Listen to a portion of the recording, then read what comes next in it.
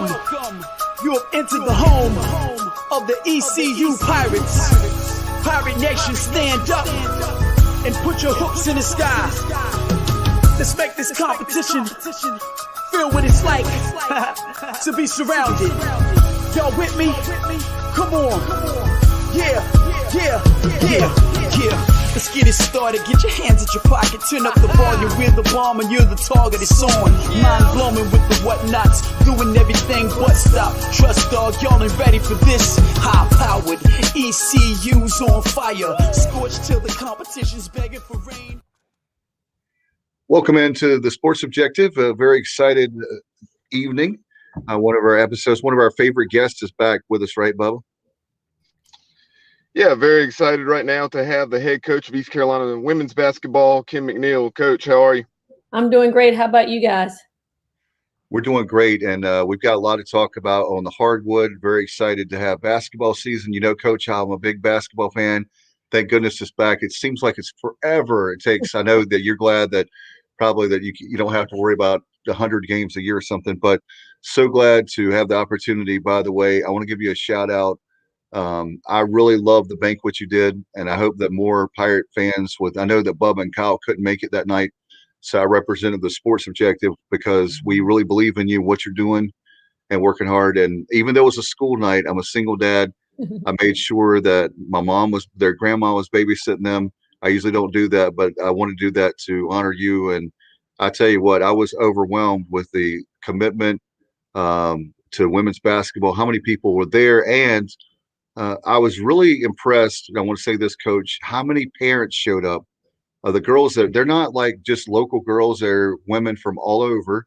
And the fact that you had parents that come from, I think one was from Michigan, Georgia, all over the place. So first, right at the gate, I want to congratulate you on a great, successful event. Thank you. You know, when we wanted to do it last year, and obviously COVID was an issue and wouldn't allow us to do it, but you know, we didn't know what to expect going in. You know, our goal was really like 80 people. Like if we can get 80 people to come, you know, first year, that'll be great. And then at the end of the day, our numbers were a little bit over 200. So I was overwhelmed when I walked into that room and saw that support, you know, for our team. It was exciting. It really got us really excited for the year. But like you said, we had tons of parents there from Michigan, from Atlanta, from South Carolina, just from all over the place. And you could just feel the support in the room. And then last night at the game, I actually saw, you know, several people that were at the tip-off event that we had that I don't think had ever been to a women's basketball game. And so mission accomplished. That was the point of the dinner, was to, you know, allow people into our family and get to know our players, get to know our coaching staff, and want to come out and support them, you know, and because we want to get more people in Minji's on a nightly basis. No doubt about it, Coach, with that success. And one of the things I told you in the green room, a pre-show, is the very fact that coaches do a great job, I know, with X's and O's and how they treat the program and all that, and do a great job recruiting. But I think one of the elements is missed is selling your program, meaning you're literally recruiting the fan base, right? In this case with East Carolina. And you've been good to us, not only our show, but you've done a nice job, I think, of getting out of the community, being really selling your program to Pirate Nation. Yeah, you know, I love being in college towns. You know, I was at Athens when I was at the University of Georgia, Charlottesville at UVA, Harrisonburg at James Madison University. And it's just a different feel. You know, I've been in Hartford in a big city. I've been out at Cal in a big city. It's just different. You know, if you can get the support of the community, it helps in so many different ways. I mean, it helps in recruiting. It helps in, you know, getting your young ladies out there to, you know, maybe somebody that was at the game can help them get a job once they graduate. You know, for me, you know, it's more than just about wins. It's about preparing my young women for life after basketball. And so everything that we do about getting out in the community and giving back to the community, at the end of the day, it's all about them. It's not about me. It's about them, and it's about my staff. No question, Coach, with the very fact of you're talking about your staff. I know you have your husband, Coach Corey, but can you talk about your staff to give Pirate Nation? We know a little bit about him, but you've got other great staff members that, speaking of the banquet, I mean, you have people that put on the banquet for you. You have a lot of people that are behind the scenes. I want to give them a shout out because I know they work hard, and maybe they don't want the spotlight, but maybe they don't get the spotlight that they deserve. Yeah, I have so many people in my corner, and they're more than just a staff to me. They're part of my family. We do so much together. We spend a lot of time together, and so obviously I have Corey, I have Steve Pogue, who has been with me for going on 5 years now, 2 at Hartford, 3 here at ECU. I have a new assistant by the name of Tamoria Holmes, who just started with us around June. She is a product of North Carolina, so she was so excited to get back closer to home. I have my director of operations, Sarah Zochak, who actually started off as our manager at Hartford and ended up being our grad assistant our last year at Hartford and came on down with us here at ECU. So Sarah's like a daughter to me. And then I have Andrew Yates, who's my director of creative content, and anything you see on social media, any graphics, pictures, videos, Andrew does an unbelievable job selling our program. A lot of programs will use that position as more of like a stats person, like another coach a little bit, but I didn't want Andrew for that. I wanted him to sell our program, to sell my vision, to really let the community in on what's going on with graphics and videos, and he's done such a great job with that. And then Alex Frazier, who is now our director. Coach, can you hear me? Yeah, I think it was a little bit lag on his end. Oh, okay. We got you. I apologize. There's a little bit of a lag on my end. Go ahead. Okay, and then last we have Alex Frazier, who is a former player here at ECU. And from day one, as soon as I got the job, she had to finish up her master's. Like, you got to hire Alex. She's a great leader, has done great things here at ECU and in the community. So, and then, I have from managers to practice players, just have so many people that behind the scenes nobody knows about, but plays a huge part in our program being successful. Coach, obviously the first couple games of the season did not go the way we would have liked on the road at Middle Tennessee as well as High Point. Just talk about the start of the season and then big win last night. Very close game mid third quarter, and then really blew the doors off, so to speak, the last quarter and a half against Gardner Webb, and got the offense that we have been looking for. So we'll talk about that game in a moment, but just talk about the start of the season on the road. Yeah, the thing about it, the 2 games that we've played, they've all were NCAA teams last year, and are predicted to win their leagues. So we knew, from the start, we were going to be playing some tough competition, and Middle's a really good team, a really good program. They've done really well for a really, really long time, and they shoot the ball incredibly well. First game, 7 new players. The system that we have is not easy. I'm not gonna, hide that. The way that we press and get out and go. It's a system that you don't pick up overnight. And to have 7 new kids in that, it's a work in progress. I'm not making any excuses. But, obviously the 2 games we've played hasn't gone our way. We really struggled offensively. The defense did its job. We turned Middle Tennessee over 29 times, but we just couldn't convert. We couldn't convert in transition. And in the half court, we really, really struggled to shoot the ball. And then kind of similar against High Point. We go in there. I thought that was definitely a game that we should have won.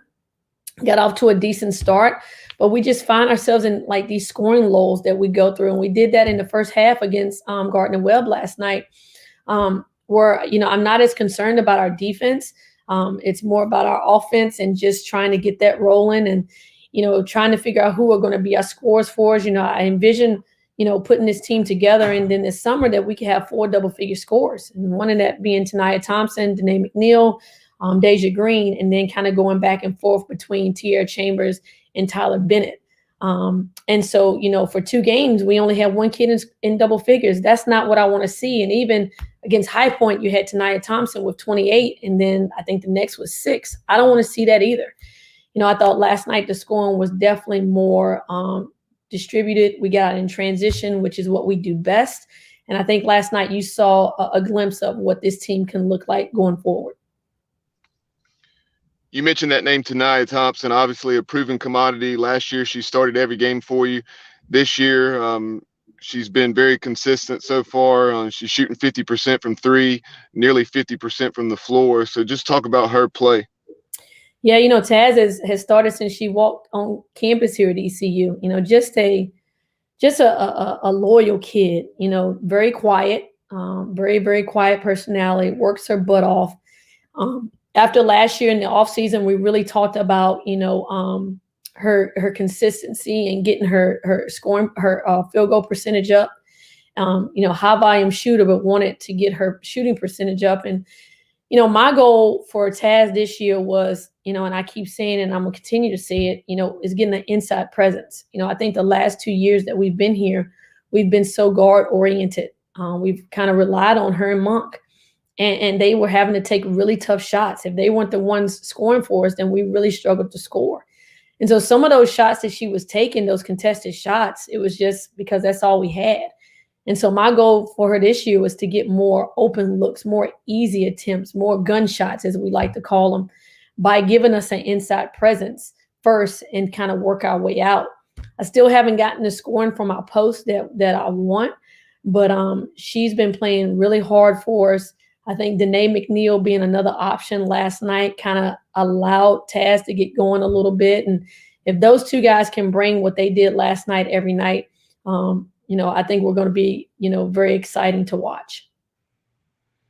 And Coach, I know on Thursday you have Education Day. I believe it's at Hampton that you have on Thursday at Minges, Williams Arena, 11 a.m.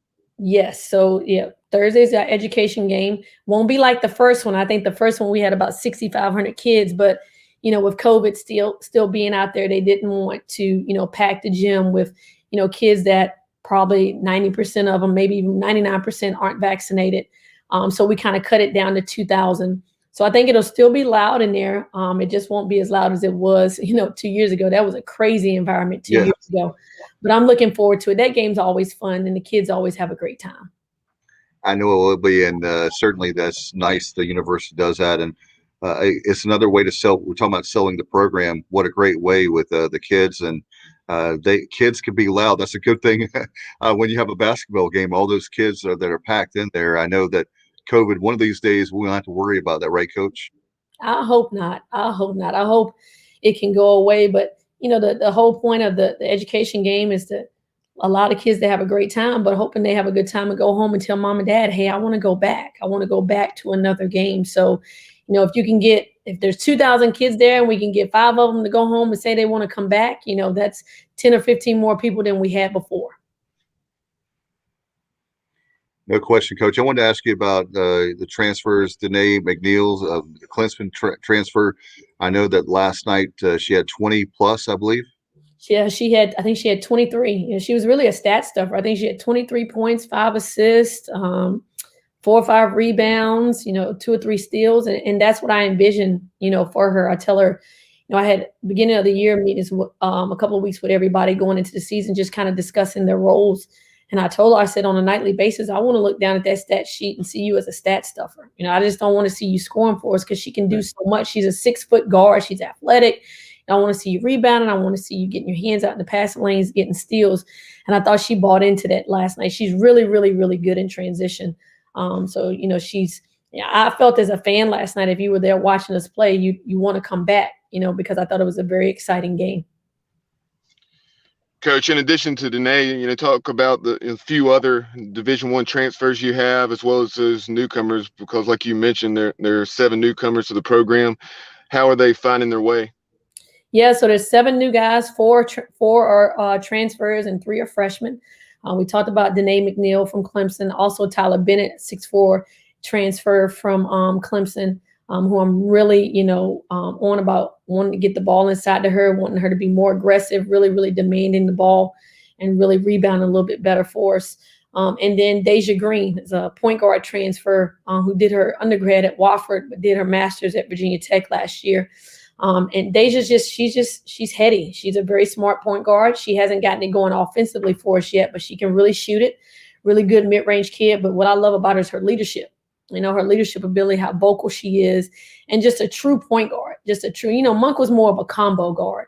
But Deja is a true point guard that, thrives on getting people the ball, thrives on, getting everybody where they need to be and being extremely vocal. And then with the 3 freshmen, one of them is out. Layla Acox from South Carolina is out. She's injured right now. She'll probably be back in a couple of weeks. Isis Adams is from Greensboro, North Carolina. And then Paige Lyons is from Atlanta, Georgia. And so, they're your typical freshman, trying to figure it out. trying to figure out the pace of the game, trying to figure out, I did this in high school. I'm in college. I can't do that now. I can't make those kind of passes. I can't, play that kind of, lazy defense, or I'm going to get exposed. So just a typical freshman, just trying to figure it out. But just great additions. And I think they're all going to contribute at some point. At what point, I don't know yet, but I think they will contribute at some point of the season. And Coach, a quick sidebar, I sat with the Lions family. That's where you had me sitting, and they were fantastic folks from Atlanta area. I know we were talking about how bad the traffic is. We bonded there because I've driven many places, but Atlanta's a great city, but one of the worst places to drive in. And so we hit it off pretty quick there. Tremendous folks they are. Yeah, great. I got a great group of parents. I do. They understand. They support. I can only imagine sometimes it's hard sitting in the stands, not seeing your child play. But I have had great support and just understand it's a process. They're number one players in the country coming off the bench. They're number two players in the country on teams that aren't playing at all as freshmen. So, it just takes time. It's different. It's very different. It's an adjustment for high school kids coming into college. And if they'll just be patient and wait their turn and keep working, it'll work out for them. But this generation, now, especially with the transfer portal, and you get the one time to transfer and go right in and play, there's less kids being patient. They want to see what the other side looks like. But I think the three I got are three really good ones. So it's kind of shifting gears a little bit. Some really big signings here recently for East Carolina women's basketball, including local product, Farmville Central's Amaya Joyner. So talk about those young ladies. Yeah, Maya's huge for us, not only for our program, but I think it's huge for the community, to be able to keep a local kid at home 15 minutes down the road. And, as soon as I got the job here at ECU, everybody kept telling me, as a young kid, you got to jump on her, you got to get on. This kid's really, really good. And from the first day I saw her play, I was like, yeah, I offered her, very quickly, when I got here to ECU, and just have been on her ever since. She had some big schools come after her. But she's a homebody. She loves her family. She wants her family to be able to see her play. She wants the opportunity to come in and really make a difference and be a star. And I think, she hasn't even reached her ceiling yet. I'm so excited to coach her. Every time I watch her, I just see so many things. I'm like, this kid hasn't even been coached yet. And she's just doing some things that is just unbelievable. I mean, she's 6'3". She can shoot the three. She can put the ball on the floor. She can post you up. She can rebound and go coast to coast. I mean, she has a skill set that's extremely unique. So I'm really, really excited for her. I think that was huge for our program, kind of like when Holt stayed at home, and decided to play for ECU, and there's some other young talent, here in Pitt County that I hope will follow her footsteps that could really do a lot for the community. When Farmville plays here in the regional tournament, it's packed in Midges. Right. So I'm hoping that, that following will come and support her next year and really, be loud and be at our game. So I'm excited about that.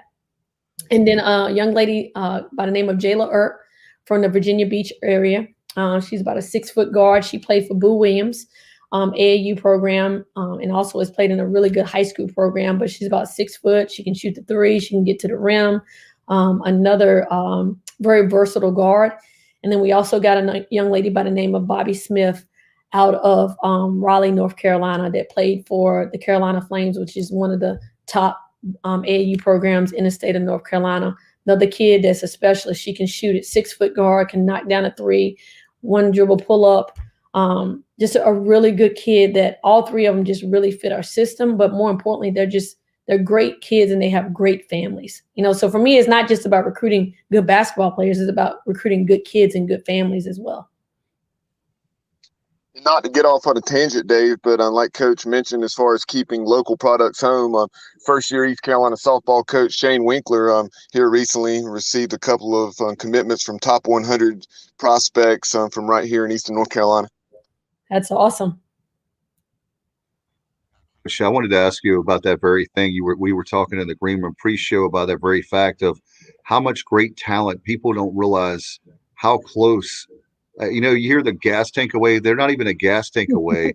That you have a lot of great talent, and I'm hoping that when she comes in, like you said, Farmville Central, but you look all over the place in Pitt County, Lenore County. There's a lot of counties that are close to Greenville, close to ECU. And like you said, if you get one player in there, a few players, and all of a sudden, next thing you know, you've got a program that not only to be proud of because they're 252 talent, but also in the ENC, but also the fact that you can compete in the American.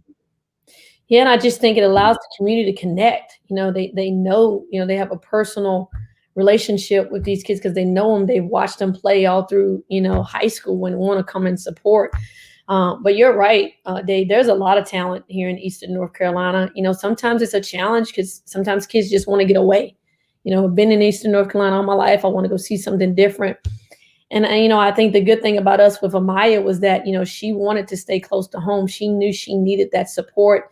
She needed to be in an environment that was family oriented like we have here at ECU. But, you look at, playing in the pros, how many guys are playing, pro basketball that are from Eastern North Carolina. Brandon Ingram, there's a couple more out there, so this area definitely produces a lot of great talent. Coach, as we begin to wind this down, talk about what you have coming up here in the near future, non-conference wise. I know you have a game with Wake Forest on the docket, as well as Virginia Commonwealth, and then also talk about the American. Yeah, so we got the kids game on Thursday at home, and then we go to Wake Forest on Sunday. Always looking forward to playing an ACC opponent in the state of North Carolina. Our schedule is pretty regional. We kept it, besides Middle Tennessee, which was a return game from our first year that we weren't able to return last year due to COVID. We pretty much kept everything in the state of North Carolina. So, I thought that was a way to keep our fan base connected too. It's not a hard drive to, go to High Point or North Carolina Central or Wake Forest. UNC Wilmington. Those are some places I think our fans can come and watch us, because once we get in conference play, there is no driving, and I think that's where we kind of lose a little bit. It's a little disconnect because it is so far away. And I think our fan base feel like they can't be a part of it because there's nowhere that they can travel to watch us play. But, our league is really good. I mean, you saw South Florida almost beat Tennessee last night. UCF almost beat them a couple of nights ago. I think Tulane beat Alabama the other day. So I once we get into conference, it's tough and it's a battle day in and day out. I don't think our conference gets enough respect from the NCAA as to how good we are. There's some great coaches. There's some unbelievable players. But I'm looking forward to battling. Last year, I thought we did a good job, with the top teams in the league. I don't feel like they blew us out. We were beating South Florida in the fourth quarter. We're beating Central Florida in the fourth quarter. They just pounded us inside. And that's why I wanted to get bigger so that we could battle with them and be able to rebound and be able to go back at them, when they start pounding that ball. So I'm looking forward to it, but I want to finish this non-conference schedule out, on a winning note so that we feel good about ourselves going into conference play. No doubt, Coach. We had Alan Vick, who said Kim is a great basketball coach and a really good person, a great representative of the university. Love watching her teams play. They play hard. They play with passion. They play smart. She is building something here, and it won't be too long before the Lady Pirates will start to turn some heads. And Alan is actually a product, by the way, Coach, of Farmville Central. So I know that's a little home cooking for him. I know that how much he loves Farmville Central, but he is right, everything he said. Thank you, Alan. I appreciate those kind words. I really do.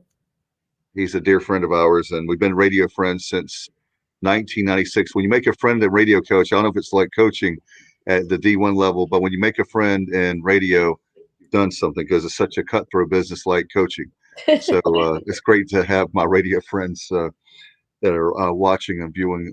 Coach, like we said before we go, we want to thank you for all that you're doing for the university. It means the world. When you have someone like myself who is a Pirate, we have the best fan base ever, but it's great to have a lot of great coaches like yourself. And thank you for the time. And I hope that obviously we want to win a lot of games this year, do well in the tournament, and obviously another postseason tournament after that too. So good luck to you guys. And how can people follow you on social media, by the way? All my is ECU Coach Kim. ECU Coach Kim. You can follow me on Twitter. You can follow me on Instagram. You can follow me on Facebook. And also ECU Women's Basketball. Follow us. We have great content out there. We'll keep you up to date. You'll know everything that's going on with women's basketball here at ECU. And I want to remind fans to get their season tickets, right, Coach? Definitely get your season tickets. You're going to be in for a show this year. 1-800-ECU, like old folks like me, or you can go to ecpirates.com. Coach, I know you got to run. Thank you so much for your time, and good luck, and looking forward to seeing the ladies play this year. Thank you guys for having me as always. Thank you, Coach. Take care. Go Pirates. All right. Bye-bye. All right. Thanks to Coach Kim McNeill. Appreciate her so much, the support of our program. And, of course, we're going to support her. And good luck to the ladies. I know that it's going to be a great season, Bubba. A lot of great talent. We're looking forward to the transfer pieces. And, obviously, we're looking forward to the new ladies that have come in, the freshmen and some great signees. I'm very excited about the future of women's basketball here. Yeah, very much, and kind of like the men. Fairly similar situation, I'd say. Not quite as in tune with it, but in terms of having several Division I transfers and then also a lot of new pieces, like you mentioned, 7. Not quite as many as Coach Dooley and staff are, working with this season, but a lot of new pieces, and you got to have a little time to come together. No matter how much they've practiced together, it's different when the live bullets start flying, so to speak. So be interesting to see how they do just that as the season wears on. Yeah, it's very exciting, that her brand of basketball, obviously she's really big with, I should have mentioned that, didn't you always remember after an interview, but I was going to ask her about her defense, but her defense is really intense. It's a very exciting brand of basketball. I'm not just saying that because she's been good to us. It really is a lot of fun, and I wish her a lot of success. She's great personally and great, obviously, as a coach, too. So good luck to her and the ladies this year. Yeah, they clearly get after it on defense. That's the staple of her program. Really just need to find some offensive consistency, and you could tell she's been a little frustrated by it as well, understandably so. But, you look at it last night, that game with Gardner-Webb, it was 40-39, Gardner-Webb mid-third quarter.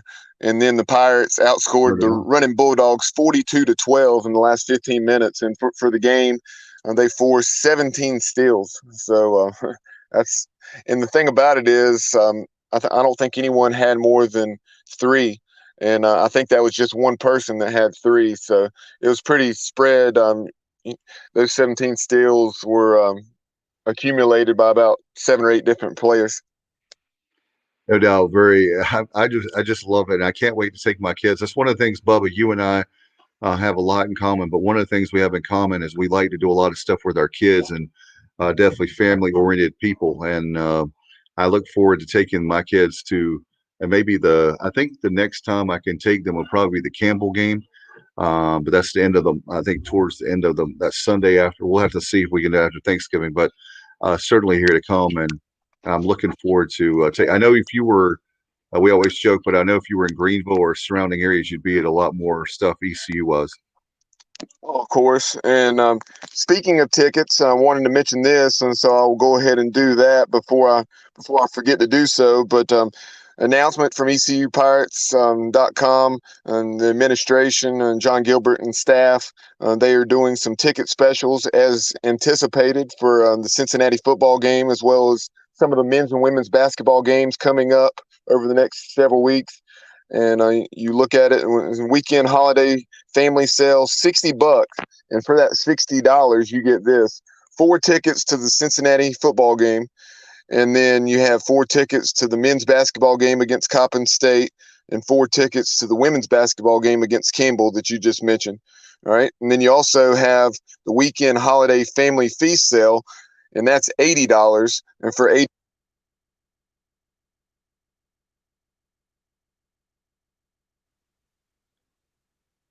we lost you, Bubba, there for a second, and I guess you're going through maybe you're going through a bad area there, but certainly talking about the Pirates and all the great specials going on right now. Thanks. Give a kudos to the administration for stepping up and doing these specials, especially for folks. Get your tickets, ECUPirates.com or 1-800-ECU. We're talking about for men's and women's basketball, but also for that Cincinnati game. Faculty, you can get tickets for $10 if you're faculty Let's pack that stadium for Cincinnati. 3:30 game on ABC. Are you kidding me? What else do you need? Right, Bubba? Yeah, for sure. Can you hear me okay now? Yeah, I got you back. Okay, I disconnected from the Wi-Fi, but yeah, the difference in the two packages, they're both for the same games, which are the Cincinnati football game and then the Coppin State men's basketball game and Campbell women's game. Is 4 tickets to each of those games, but then the difference is that for the family feast sale, that it also includes 4 hot dogs and 4 regular fountain drinks. Again, kudos to our administration for ECU athletics for doing that. That's the kind of stuff that we always compliment them on.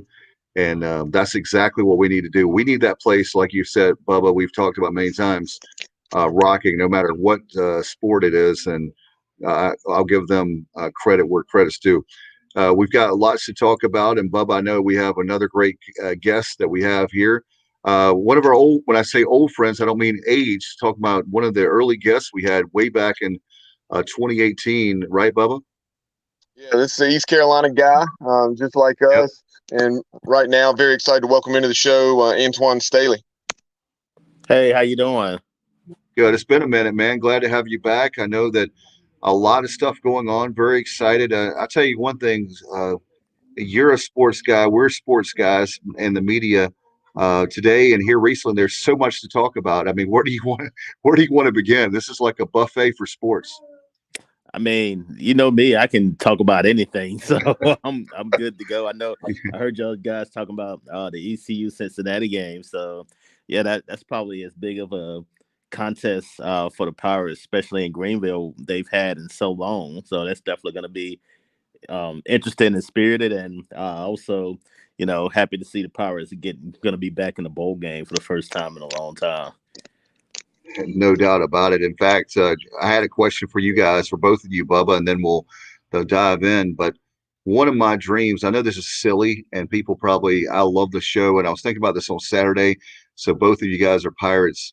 How cool would it be to have game day there? I've always wanted game day to be there. I know that may be like so corny or cheesy because I love that show so much. I wish we could have it on, Black Friday. I know that's great. I know it's usually a Saturday kind of thing they do, but I think that Mike Houston with this program is headed in that direction. I think eventually in the next year or two, you'll see where we'll have game day there. Maybe is that crazy for me to think, or I just really feel like this program is headed to big, big heights. No, for me, no. I mean, look, I think Mike Houston's done a really good job, especially the circumstances. I know a lot of Pirate fans have been hard on him, but you have to consider the what he took over. So it was going to take some time, and especially with the COVID year last year, I knew that was going to be a little bit of a struggle. But you kind of saw signs of this team starting to turn the corner last year, and I think that's carried over to this year. They played a tough schedule to start out with, but I think that start really has propelled ECU to be where they are, and I thought they do enough to get to a bowl game this year, and hopefully, it's a launching pad for things to come. But you never know. You never know what might be around in the future. I know the conference is going to change up a little bit, but it's an opportunity for ECU to grab the bull by the horns and possibly be one of the top teams in the American. Before we shift gears and talk some other college football topics, Antoine, wanted to get your thoughts. Obviously, a couple of the big storylines this season for the Pirates, the play of Keaton Mitchell. Keaton did some nice things last year as a freshman, but it was more Rajay Harris, and you saw some glimpses of what Keaton Mitchell could do. But this year, man, has he been a home run hitter? Last I checked, I think going into last weekend, and he had a big play or two last weekend of 25 or 30 yards. So, he was leading the nation in yards per carry, I believe, and hitting the home runs. So what are your thoughts on him, as well as on the improvement of the Pirate defense? They've just been playing really, really well under Blake Carroll. Well, I think just you talk about Keaton. I think he's been just tremendous, and you kind of hit it. You kind of took my thunder. I was going to say he's really a home run hitter. I think you saw that even in the game against Appalachian State to start the season. And I know things didn't go their way, but yeah, he's been solid. Is one of the better running backs in college football. Definitely one of the more underrated, averaging over 7 yards per carry, and had 8 touchdowns this year. So yeah, I definitely think he has been a blessing and something that's taking a lot of pressure out of Holton Ayers too as well. So I think he's been a really valuable asset offensively and defensively. I thought that's kind of what the key to the team has been. I think last year and even the years prior to that, I think the defense was young and inexperienced, and you definitely saw a lot of that, giving up a ton of yards in a lot of big games. And this year they've kind of settled down and really been one of the strengths of the Pirates this year. And I think that's really the big part of the turnaround. And I think you've seen that in the last couple of weeks, even in some of their losses. Maybe to Houston or UCF. I think he saw the defense really step up and play, better than I think a lot of people expected. And I definitely think that'll continue to carry on. And that's why I think they have potential to, you never know what may happen against Cincinnati. I think they have an opportunity, especially considering they've had Cincinnati's had some close calls recently. So, if the Pirates can, play up to their best defensively and, we know what they can do offensively, this definitely could be a better game than I think a lot of people give it credit for. No doubt about it. And, Blake Harrell and that defensive staff, to say they had their work cut out for them was an understatement, just period, even if COVID had not been a thing. But with everything that they battled last year, man, a tough year to be implementing a new defense. So, and then you factor in all the youth on that side of the ball. But, some of the hardships they went through last year, and you saw the bright spots at times. It's really paid off now and moving forward because there's so much youth on that depth chart. There's so much hope for years to come. Yeah, I definitely think so too. Especially you're gonna get a lot of those guys back, and that'll definitely and you're gonna add more talent on top of the depth that you already have. So yeah, I definitely think the sky's the limit for this team, and I definitely think moving forward next year, Cincinnati gonna probably lose a lot of players, even though I know some of the players have an extra year due to COVID, and I definitely think like I say, it's gonna be an opportunity for ECU and some of the other teams to possibly take a stand and be a lot better than what they have been in previous years in America. It's definitely going to be an interesting conference moving forward, especially like I say with UCF and Cincinnati and Houston eventually leaving. But yeah, I definitely think next year. I think possibly 7 wins. We have a few more games left in the season. Maybe 8 if things break right in the bowl game. But yeah, who's to say that this team can't win 9 or 10 games maybe next year? We'll just have to wait and see. But yeah, I definitely think this talent is definitely things are good. Good things are starting to happen there at ECU finally for the Pirates. Antoine, one of the things and if you don't believe me, you can go back and listen to not that you would, but people could go back and listen to me when Mike Houston was hired. All the guys on this podcast, a lot of Pirate Nation wanted Mike Houston as our coach. We got our wish, right? He's hired on my grandmother's birthday, December 4th, 2018. I said right after that press conference, I was confident that year 4 that he would be competing for a conference championship. At that particular time, think about how crazy of a statement that is. I think that not that I will, like say I told you so, but in this particular case, I'm glad I'm right. I think the program is even headed even higher than we really dreamt of, even this close, right now in year 3.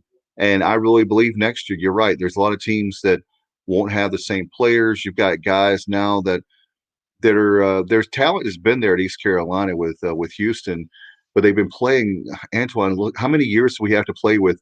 It seems like these guys are still young. But the great thing about it is our good friend Pirate Al mentioned a few weeks ago. The great thing about it is we got these guys for a few more years. It's not like that this is a senior-led team and all of a sudden we're going to a bowl and then we lose a lot of talent. We've got a lot of talent for the next 2 or 3 years. Yeah, I think that's why I think things are starting to look up too as well. I know, you look at the numbers defensively, and I think a lot of people say, well, they're still not great defensively, and yeah, I mean statistically they're not, but we think what they're doing on that side of the ball, especially in recent weeks, doesn't necessarily show up in the stat sheet or show up statistically nationally. But yeah, I think like I say, the depth at the running back position, depth at wide receiver. Offensive line, I definitely think has gotten a lot better. Defensive line, I think you've seen it getting better too. So yeah, I think that along with some of the recruiting class that's coming in, I think it's a decent class of guys. I think Houston's done a really fantastic job, especially like I say, considering the fact that you're dealing with a COVID year and it wasn't an easy job to take over with to begin with. It kind of is close to rock bottom as you could be, but yet you're seeing the fruits of his labor and seeing what he's been able to do recently, and I definitely think that's why you're seeing this turnaround in this year in 2021. Shifting gears away from the Pirates, I know you're an avid college football fan. You've written about the topic for years, and you covered the Miami Hurricanes, so you're in tune with what's going on in the ACC as well as just being from and living in this region. Today, Virginia Tech parted ways this morning early. Justin Fuente, 43-31. He had won 10 games in 9 games his first 2 seasons, but since then, 6 wins, going 6-7. 8-5, 5-6, and then 5-5 thus far this year. So, what are your thoughts on that move up in Blacksburg? I mean, I think you kind of saw this coming. To be completely honest, I mean, it just didn't work out really. I mean, the first couple of years, as you noted, it was really good for Fuente. I know he was even talked about being, leaving Virginia Tech for Baylor, but the last few years, it just, you're replacing a legend really in Frank Beamer, and just really hadn't worked out whatever the place may be. And now, you're kind of starting over too as well. So yeah, I definitely think it was a move that I think a lot of people expected, especially with the way he started and playing in the ACC championship game against Clemson this first year and winning 9 games as you alluded to. But yeah, I just think on also sides of the ball, they just continue to struggle and getting worse and worse, and the recruiting class just wasn't there what the custom that Virginia Tech is used to. So now you got another job opening in the ACC and also in college football. So yeah, I definitely think it'll be one that probably among maybe top like 4 or 5 in the country, depending on what happens with some of the other jobs too as well. Miami with firing their AD yesterday. Yeah. I imagine that's probably going to be another job that's going to be open too as well. So yeah, both Miami and Virginia Tech will both have coveted job openings this winter. Before we move on from the Virginia Tech job, Dave, I wanted to get Antoine's thoughts. Not surprisingly, first-year South Carolina head coach Shane Beamer has already come out and said that he has no interest in the position. So who do you think? You have a guy like Hugh Freeze right there in Lynchburg at Liberty that's done such a fabulous job there. He had the issues that he had down in Ole Miss, but he has just done a remarkable job there with the Flames. So what are your thoughts on, do you see Virginia Tech potentially considering that route, or who are some other names you expect to surface? Well, I think Gary Patterson, the way he left TCU, I think he's only 61 years old. It's crazy as it sounds. Like, as long as he's been at TCU, he's only in his early 60s, and I definitely think he's gonna line somewhere. It's just a matter of where that is. Could it be Virginia Tech? Maybe. Could it be a situation like Miami or Washington or some of these other job openings? Sure, I definitely think so. But I think he's a name you look for. I think Jamie Chadwell from Coastal Carolina, I definitely think that's a name too. You mentioned Hugh Freeze. I definitely think that's obviously a name there. Billy Napier, Louisiana, I definitely think that's a name. Luke Fickell, I think Fickell's going to have his choice of jobs wherever he wants to go. He'll probably be on the top of everybody's list. What do you talk about, USC or LSU or Washington and whoever? But yeah, I definitely think he'll be, in the midst for wherever he wants to go. It's just a matter of where he wants to land at. But yeah, those are probably the names that I kind of look at for possibly Virginia Tech. Antoine, there's more in the ACC and outside the ACC. I'm looking at one that certainly we're talking about that you cover the team with the U, and you alluded to. What about Manny Diaz? It doesn't look like you said, the AD being fired was 2 days ago, as recently. And you look at a guy. I mean, the U, they have great fans. There's another fan base, a couple more that we'll talk about in a minute. But sometimes they have to realize that that this is not the 1980s or '90s, the way that college football worked, or even I know that there's tradition, I know there's championships, but why wouldn't you give a guy like him some more time? Considering that if you fire him, you owe him the money plus you set your program back a couple years, don't you? Yeah, I think had they brought Blake James back another year, then I would say, yeah, Manny Diaz is definitely going to come back next year for sure. Just because the buyout is $8 million, and I was thinking, okay, who are you going to get really? So you might as well just stick with him, at least for one more year and see what happens. And then the Florida State loss happened. I think and I tried to tell people, in the off season, I thought Florida State could possibly beat Miami, and people thought I was crazy. And lo and behold, it ended up happening. And then everybody's freaking out, and they say, "Oh, but Manny Diaz has to get fired now. There's no way he can lose to Florida State." But the fact of the matter is, Miami ain't what it used to be. That program, I think you can win in Miami. You could be a top 25 team, but it's never going to be what it was. Like it's just, I mean, I think a lot of fans still, have hard time coming to terms with that. They think it's up there with Oklahoma or Texas, and even though I know Texas is struggling, but Oklahoma and LSU and Alabama, like it's not a top 10 job. It's not a top 20 job. I don't think, especially with the limitations that you have with a private school. And yeah, I know USC is a private school, but they have a ton of more donors and money than Miami could ever think about. But yeah, I just think, Miami should be a job where you can win 8 or 9. You can win 9 games a year. I don't think you should win any lower than 9 games, and also compete for conference championships too. But the problem is they hadn't really necessarily done that. And you're Right. seeing teams like North Carolina or Pitt be better than them in football, and that probably shouldn't happen either. So I think that's kind of also irking the fan base too. But yeah, I think it's an interesting job. It comes with a lot of positives, especially being in the state of Florida and South Florida, where it's very talent ridden. But it also comes with a lot of challenges, and they don't have the best facilities whatsoever. Right. And until they straighten that out, and until they care about football, and I'm talking about the administration, then I don't know if Miami will ever, reclaim what they once was in football. Even then, I still think the landscape has changed to the point where they're never going to dominate the way it was. That's just a matter of, can they be happy with being a 9-10 win, a top 25 team that occasionally competes for ACC championships year in and out. That remains to be seen at the fan base, especially considering a lot of the fan base remembers Holland Snellenberger or Dennis Harrison and some of those other teams too as well. Now, Antoine, while we're in the state of Florida, let's go to Gainesville. It's crazy to think that the Florida Gators nearly upset Alabama back when Bama was number one. They missed out on that 2-point conversion, and then here we are, a month and a half, 2 months, whatever, down the road, and they're giving up in consecutive weeks 40 points to South Carolina, and then 52 points at home to Samford, and Samford scored 42 of those points in the first half, which is the most that Florida has ever allowed to any opponent in one half of football. And that's just mind-boggling with, the teams they've played down through the years. Yeah, I mean, it's kind of been a decline really for Florida within the last year.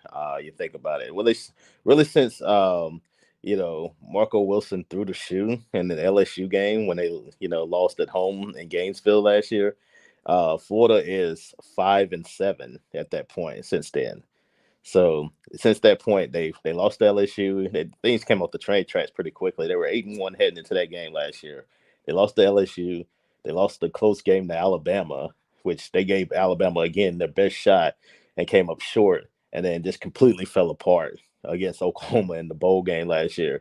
And you're seeing that carry over this year. They gave Alabama their best shot again too. They gave Alabama everything they had, and they ended up losing. And after that, it's just been a downward spiral to the point where people are talking about Dan Mullen possibly could get dismissed. Yep. I don't know if I think he's I don't know gone. if he will, but I definitely think that things are starting to heat up pretty quickly for him. Now, if they lose to Florida State at home in a couple of weeks, then I think they could take an interesting situation too, as well, especially if they got Missouri coming up on Saturday. That's not necessarily a guarantee considering you struggle with Stanford, and then you got Florida State team that's getting better. So they better win that. They better win one of those games at least to get into a bowl game. Probably, preferably two of them, just to be sure. But yeah, if you lose both of those games and finish under 500, then all bets are off, especially considering the circumstances. And that's just crazy to think, Dave. Very quickly, what he was saying is, if the Seminoles go to Gainesville and win, who would have ever thought that Florida State would lose to Jacksonville State and then beat Miami and Florida in Yeah. the same season? Yeah. And guys, I tell you what, you were talking about Dan Mullen. I think that I can make some ties to Justin Fuente and him. I think they're good coaches. I think they were the wrong hire as far as the culture, the fit for the program. We're talking about Justin and Virginia Tech. You're seeing that today. And I think Dan Mullen, I think he was a great fit for Mississippi State. And sometimes you have the old saying, the grass of these coaches, they have, and players now with the transfer portal, that they have this thing where they think the grass is greener. I understand Florida's a good job. I'm not saying it's not a good job, but going back to your point, Antoine, with Miami, look how many, I've mentioned this on the show a couple times. Look how many great well, we would say great, good teams that are improving in just the SEC East alone. Tennessee is coming back. Kentucky, I mean, Mark Stoops, what he's done there in Lexington, are you kidding me, at a basketball school? And just the fact that they gave that man all those seasons to build a program like they did, they were I got to give them credit in Lexington. They were very smart to give him time. What did they have to lose when basketball is really their sport that they love the most? He's done a nice job. You look at Shane Beamer is an outstanding recruiter. I know he's a new coach at South Carolina, but the Gamecocks are going to be, you got to feel like they're going to be better. Look at Kirby Smart. I mean, the guy is like recruiting out of his mind. #1 class again already this year. Before, I know we've got a month, I guess, before the early signing period that we'll talk about, but that's just crazy, don't you think, guys? Yeah, I think so. I think the thing about Florida is the expectations there, because you're fighting with ghosts. Really, you're fighting with Steve Spurrier. You're fighting Yeah. with Urban Meyer and these fans that if you're not winning, if you're not competing for SEC championships, if you're not winning 10 games at Florida, then everything else is a disappointment. And yeah, Mullen, he's been to 3 straight New Year's six bowl games, which I was like, yeah, I think it's a little bit too soon to fire him. And then, like I say, things just kind of came off the track pretty quickly.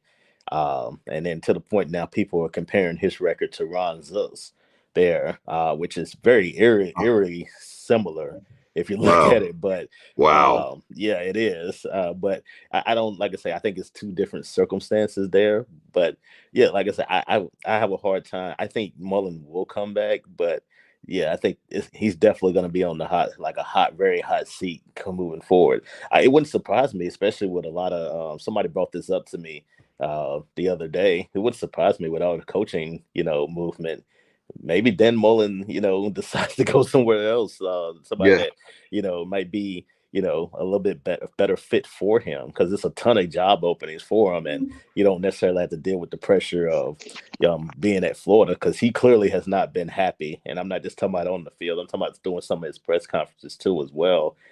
Just dealing with some of the media and the nuances there. So hey, it wouldn't surprise me totally if he was to go out and just say, hey, you know what, I've had enough. Maybe I can go, Throw in the towel. Washington State or Texas Tech or, Washington, and, potentially be a better fit there. And One of the Bubba, things I saw here recently was, as far as Coach Mullen maybe making a jump to the NFL as an offensive coordinator or something, with his background there. And obviously you're a little more in tune with the NFL scene than I am. So do you think that's something that we could see? I mean, I wouldn't rule it out. I mean, anything is possible, definitely. He had juice to possibly being an NFL head coach at one point in time too. I know prior to the Cowboys hiring Mike McCarthy, I know a lot of people thought that he might be a fit for, Jerry Jones and the Dallas Cowboys, but obviously that didn't come to fruition.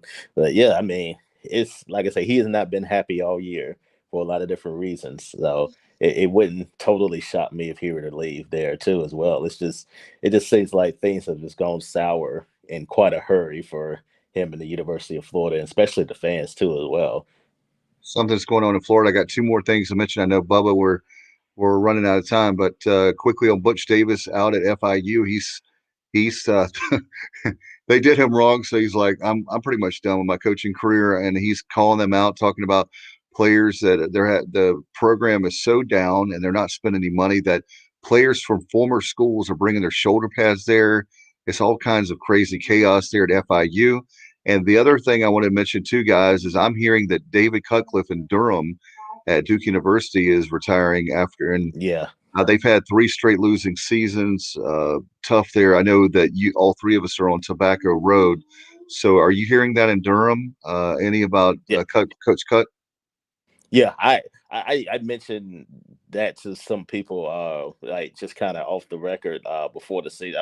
I said that don't be surprised if Duke has another losing record, he could decide to retire at that point, or it can be one of those instances where you can see a force, type of retirement type of deal. Because not to say that Cutcliffe hasn't done a good job at Duke, I think everybody would say he has, especially considering the circumstances, but the losing seasons and everything like that, especially recently. Last year, you get a bit of a mulligan because it's COVID, but this year, you're just kind of there. You're not really seeing the improvement that I think some people want. And maybe it's a time to get in a younger coach in there.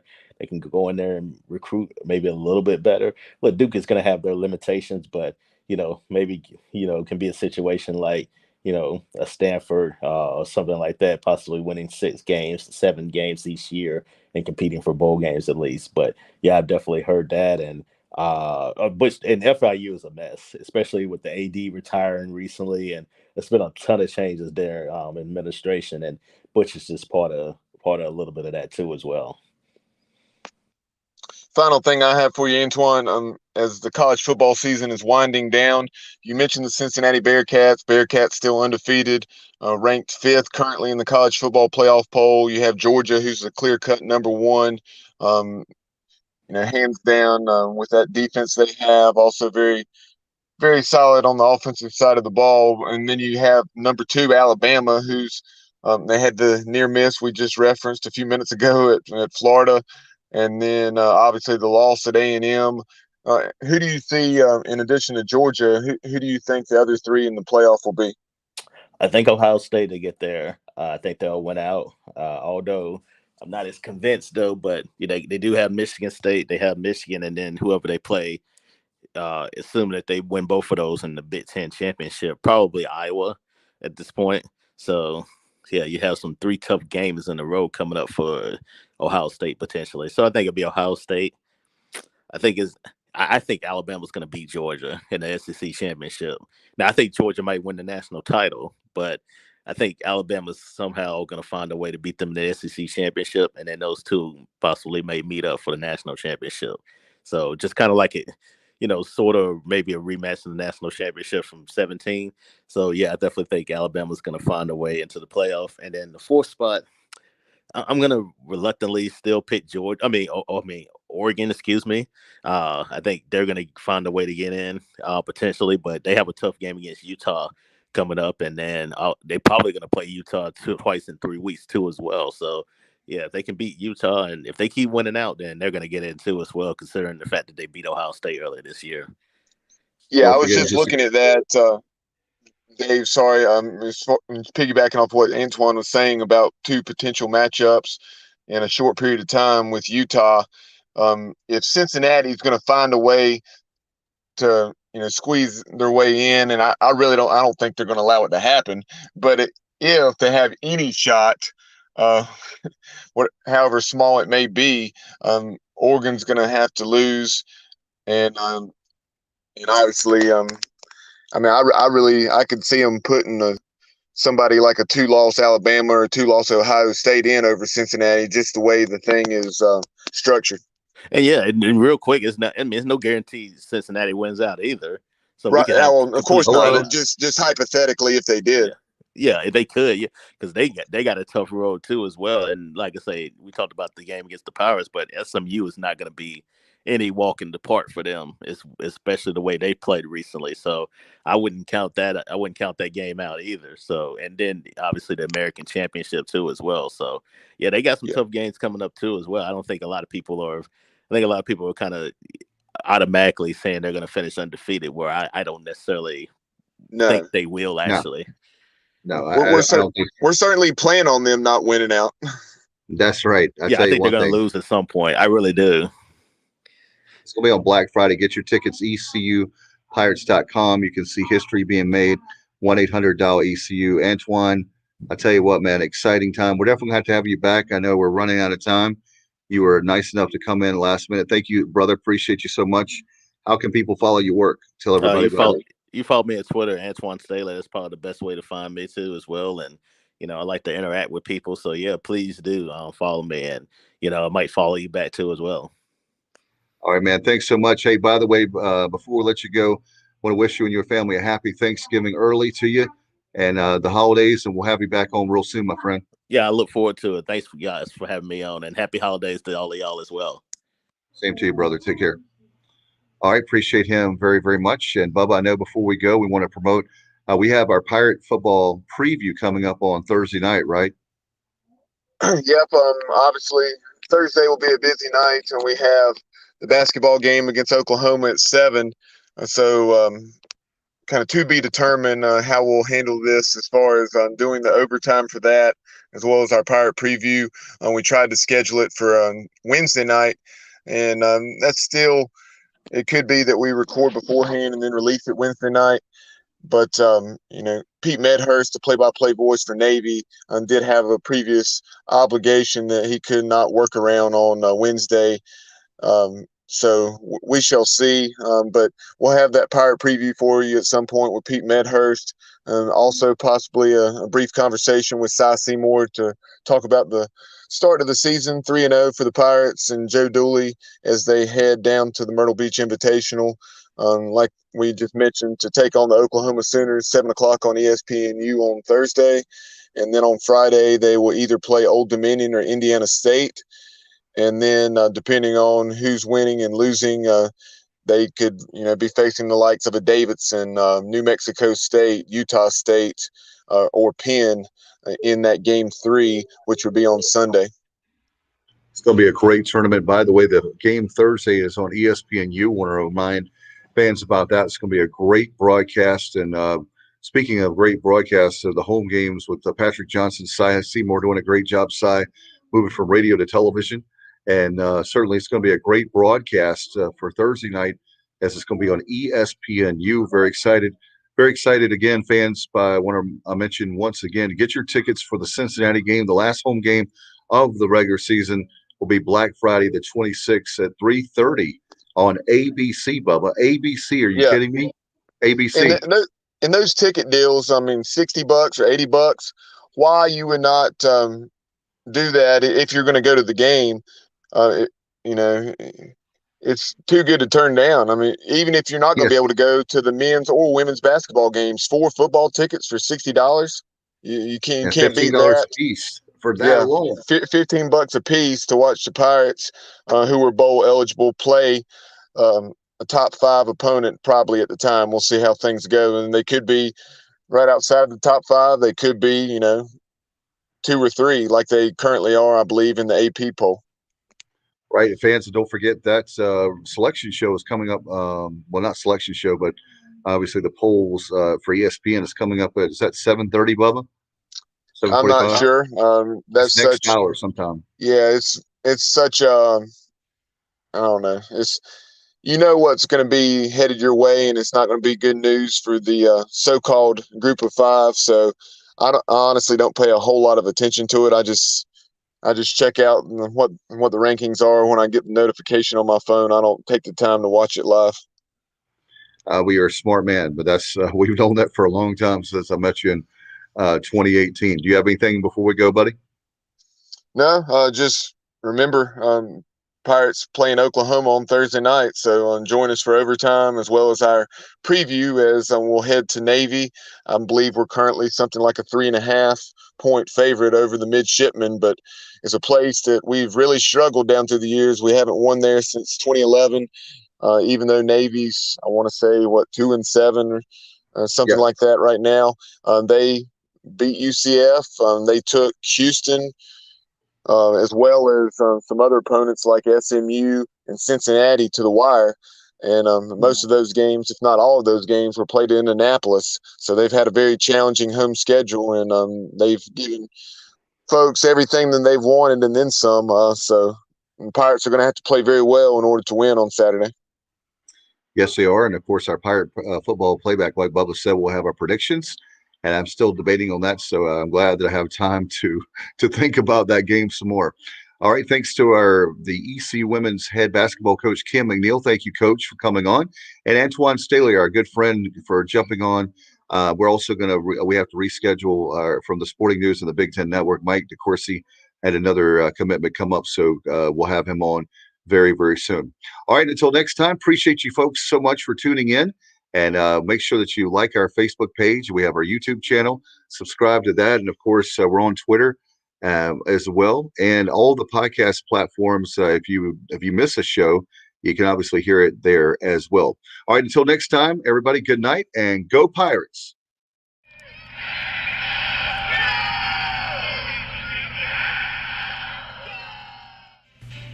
Yo, what's going on, y'all? This is Udon Cheek, assistant track and field coach at East Carolina University. You are plugged into the Sports Objective Podcast. If you are a fan, you are plugged into the right place. And if you're really a fan, you will share that link. My heart is purple and gold. I'm a pirate down to my soul. And I don't back down, not at all. Find out when the cannons explode. Boom!